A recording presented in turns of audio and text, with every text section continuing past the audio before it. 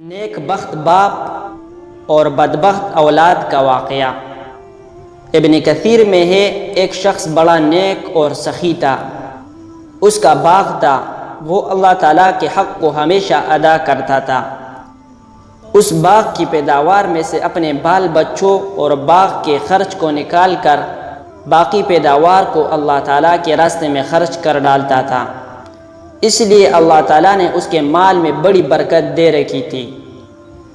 اس کے انتقال کے بعد جب اس باغ کی وارث اس کی اولاد ہوئی تو باپ کے اس خرچ کا حساب کیا تو بہت ٹھہرا۔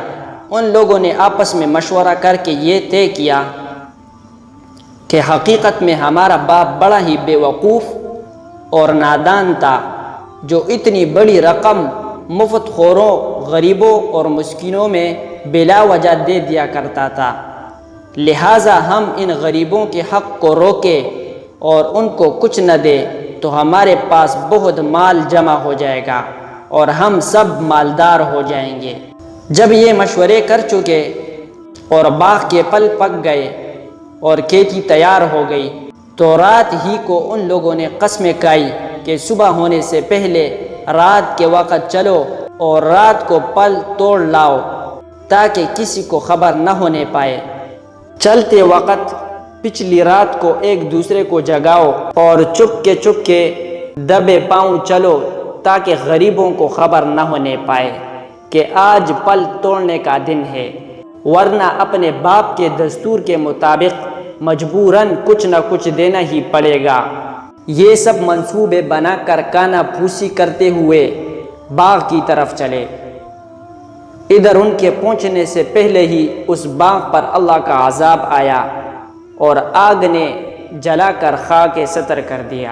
وہ وہاں کوئی درخت رہا اور نہ سرسبز لہلہاتی کھیتیاں رہی اور نہ پھل پھول رہے، سوائے راگ کے جلتے جلستے ڈیروں کے سوا کچھ نہ تھا۔ ایسا معلوم ہوتا تھا کہ کبھی یہاں باغ تھا ہی نہیں۔